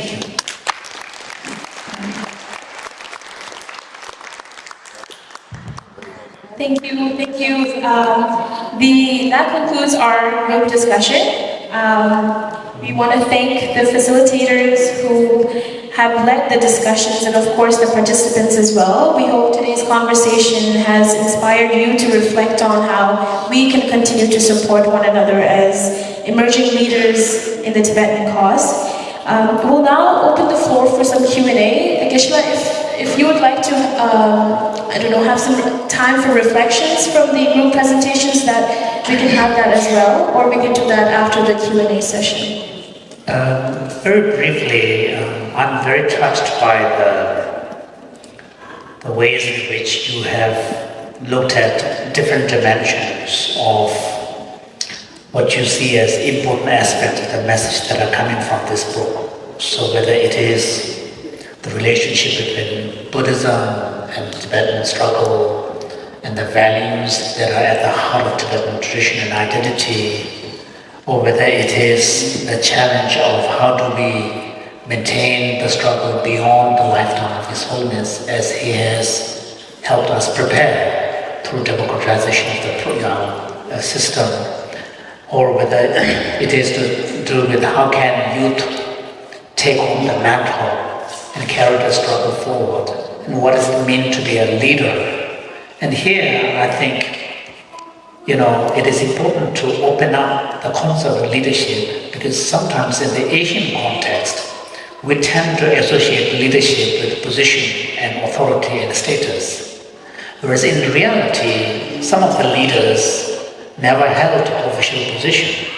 Gandhi is a powerful example.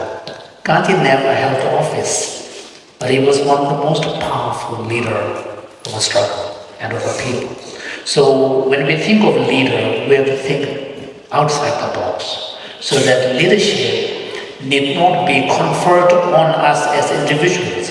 Leadership can be embraced by individuals who, one way or another, find a way to inspire their peers, and who can then inspire others to join in the movement. I don't know, some of you might have seen this beautiful YouTube where there is a demonstration of what is a leader means and what does a follower mean, and how the movement gains momentum when there is a critical mass. So leader alone is not enough. You need an imaginative, kind of an assertive voice, but you also need followers, or immediate followers, which then gives a momentum. So we need to have much more sophisticated understanding of what leadership means. And one request I do have for the youth is to be smart. Constantly bombarding the world with Tibetan story is not the way to go. We lose our voice in a cacophony of noises that populate the social media world. The smart strategy is to seize opportunities. There will come opportunities. For example, when there is a major event on a global stage that has to do with China, whether it is a struggle or whether it is a visit of a major Chinese leader in town, there will be moments when a creative approach needs to be brought in. So because we cannot expect to have the world's attention on our cause all the time, that's unrealistic. It's way more impactful when the approach is smart. And especially, for example, one of the disappointments I have is when the book came out, there was a lot of reviews. But the reviews, if you look at the blogs, there's a lot of blogs coming from the other side, and there were very few responses coming from the Tibetan side. That's partly because we are not subscribing to important influential journals like New York Times or Wall Street Journal or in those major outlets. So we need to have a smart strategy where when there is a major story unfolding, we need to be able to rise to the occasion. So my request to the young people is to have a much smarter strategy so that, the 2008 Olympic protest was massively influential because it was timely. It offered us a powerful opportunity to amplify our voice in a simple way that the world can pay attention to. His Holiness's recent book has done the same. This has been way more influential than many years of us shouting, because the attention to this book attracted reviews and story, interviews and so on. So we need to be smart. We need to keep the narrative alive. In our own community, we need to do the legwork of keeping our language, keeping our culture, keeping our unity, having strategy, always maintaining a close connection with establishment in India, especially CTA. Don't be distracted by sometimes dissenting voices in the parliament, but that is democracy. Let's not get distracted by this, but always keep the big picture in our mind.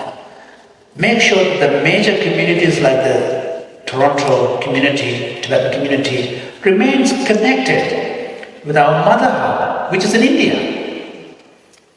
So long as establishment, CTA remains in India, that will be our mother hub.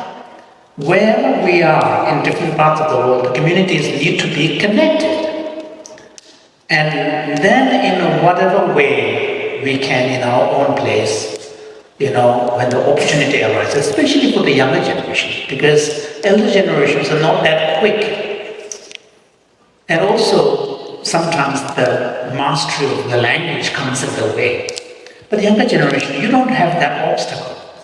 You are swift, you're fast, you have the pulse of the culture and the time when you're easily, you go like this.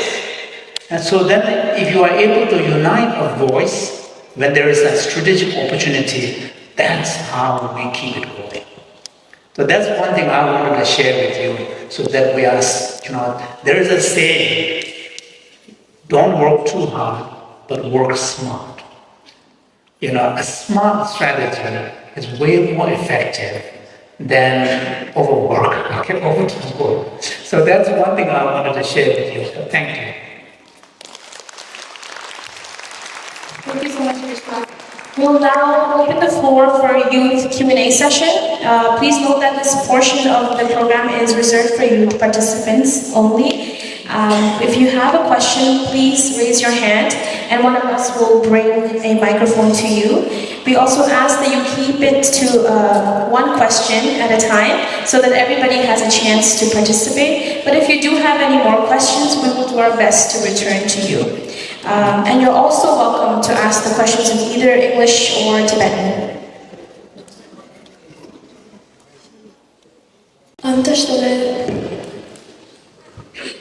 My question is, earlier you said that,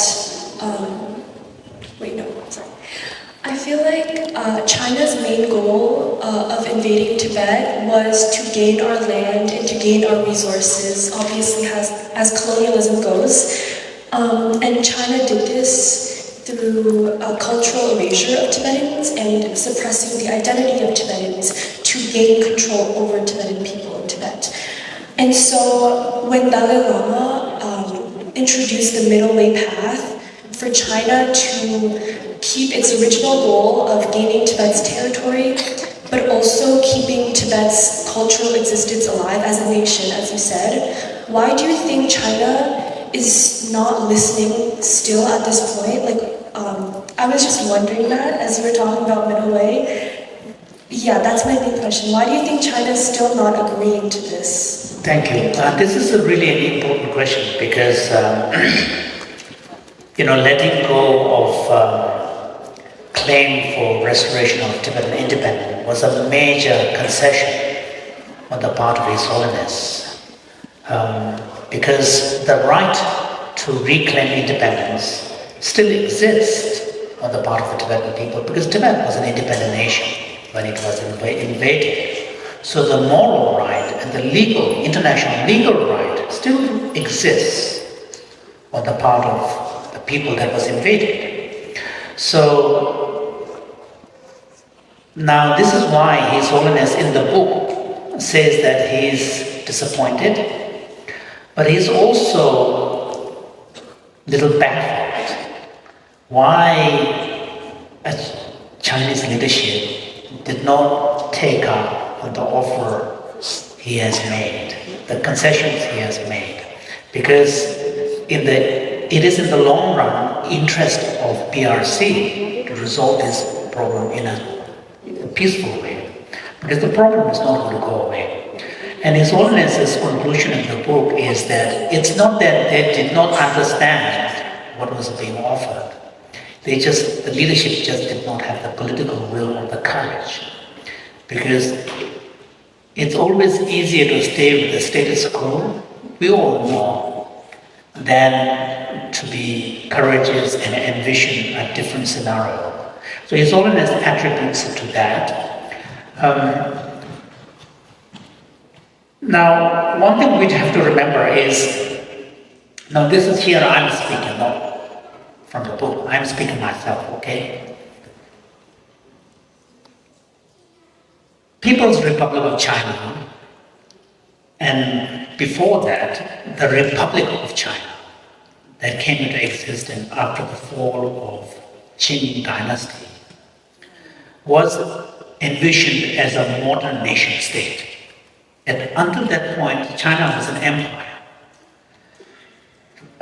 Sun Yat-sen established the new Republic of China, and that all people who were involved in the establishment of the new Republic of China were deeply inspired by French Revolution. Many of them were studied in France. Okay, so there was this romantic idea of establishment of a modern nation state, and in order to accommodate the territory, during the Qing Empire, at one point, Mongol and Tibet were part of the Qing Empire.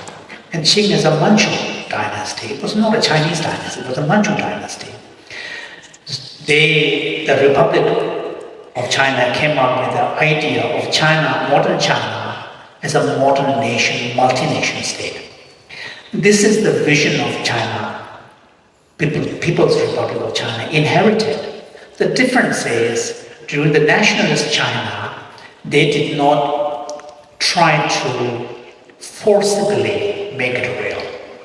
PRC made it real by using force. So that's the difference. So I think it is, now this is my interpretation, it is too simplistic to read China's invasion of Tibet simply for territorial gain. There is a bigger story. That story has to do with the vision of modern China.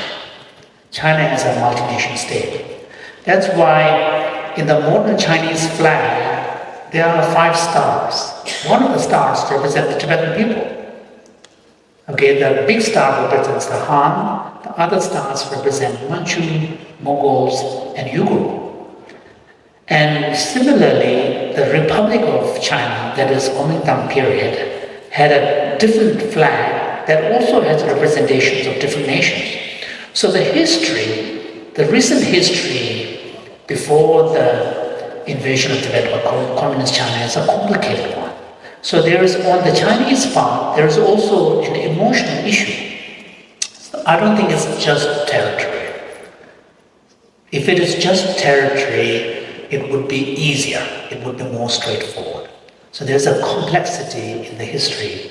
So that's why I think, His Holiness is the beauty and the wisdom behind His Holiness's solution is to say, okay, let's not get into the complicated history. Let's talk about the future. Everybody agrees, Chinese as well as Tibetans, the Tibetans are a distinct people. Tibetans are not Chinese. Tibetans have their own language, own religion, own culture, own area.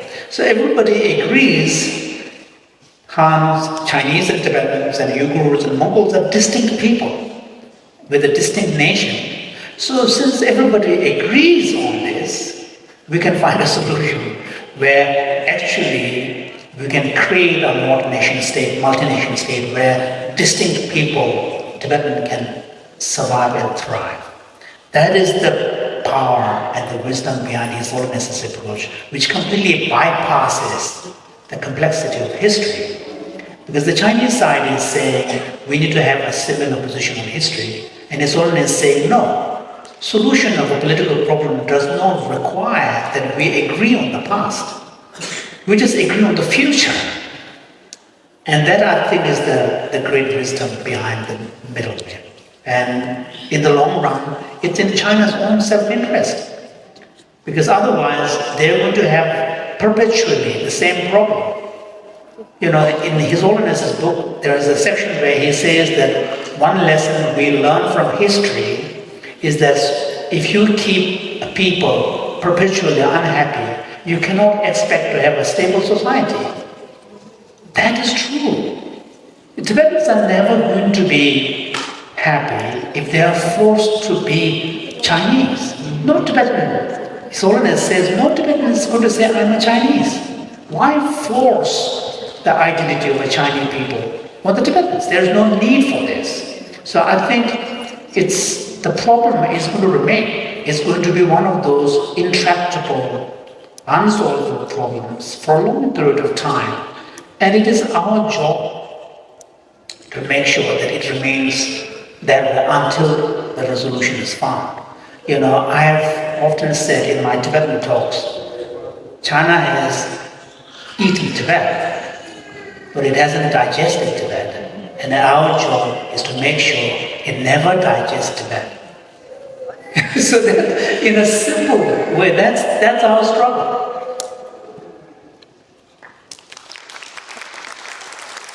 One more question. Thank you so much for being part of this session.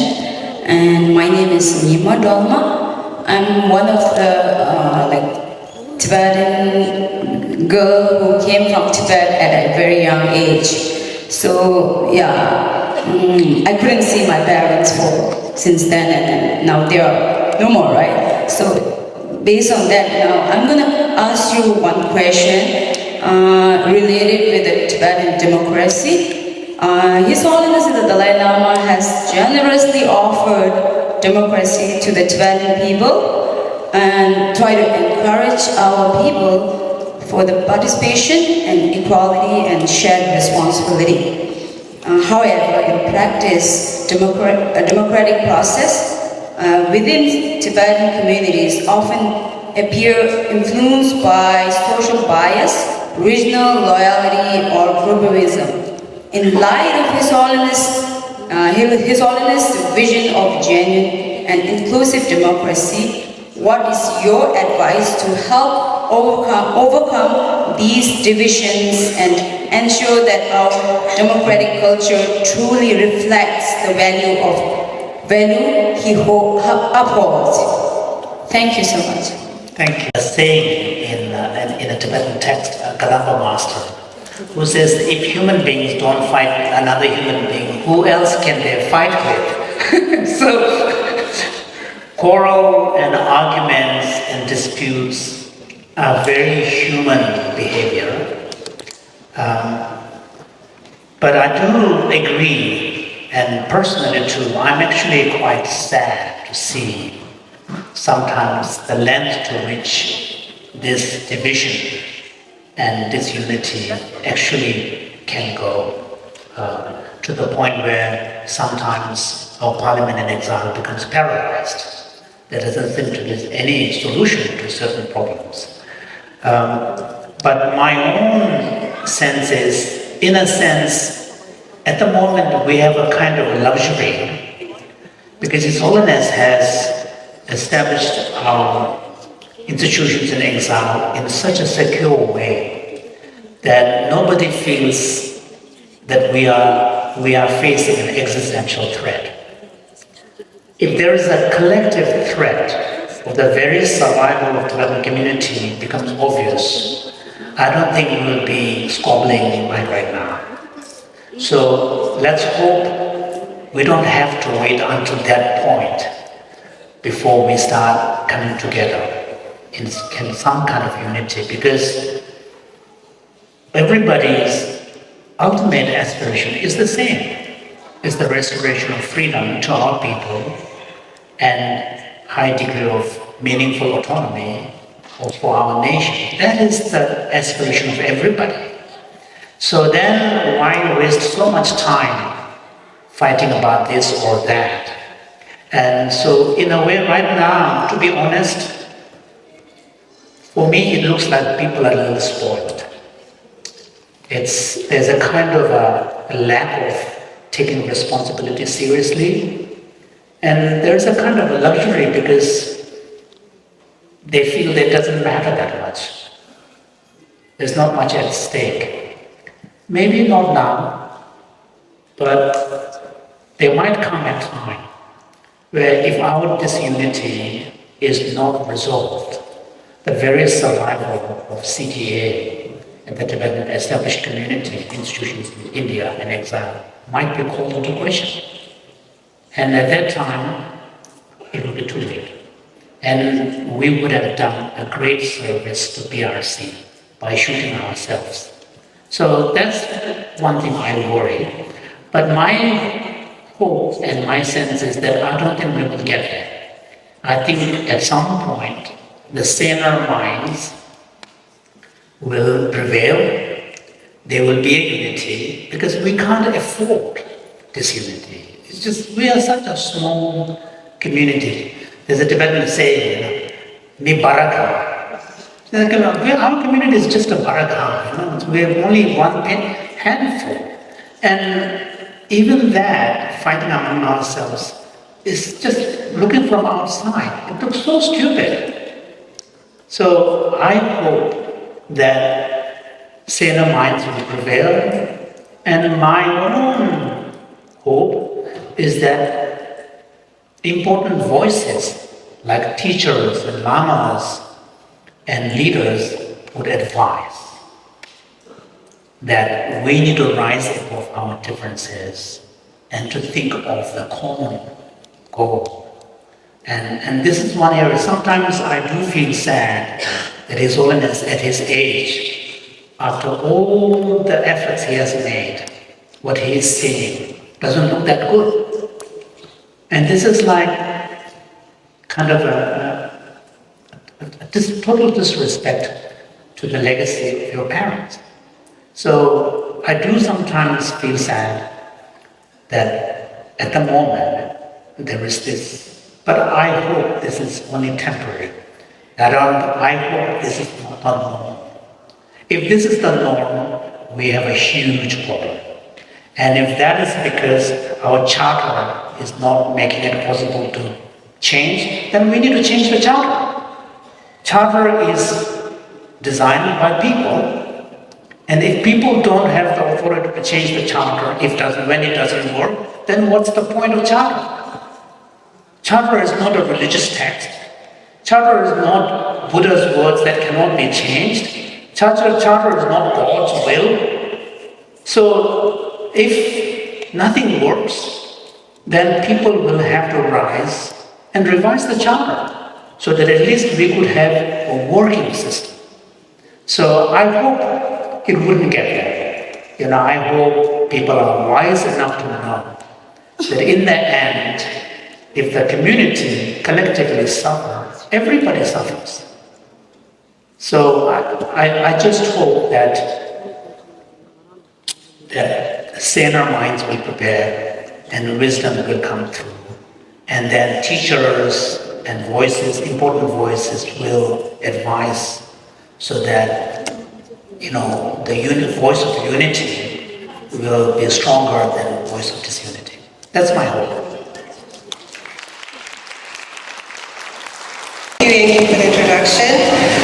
On behalf of the Tibetan Canadian Cultural Center, it is an immense honor to thank our esteemed chief guest and keynote speaker, Dr. THUPTEN, for being here with us today. Geshe-la, you have not only helped bring the profound words of His Holiness to the world through your decades of translation work, but you have also continuously empowered younger generations with compassion, wisdom, and moral clarity. So thank you for taking the time to be here and helping us all connect more deeply with its messages. And I strongly encourage everyone, if you haven't already done so, please read this very important book. At this time, can I invite President Solankarla to offer a kata and a small token of appreciation to our Geshe-la for being here. Pen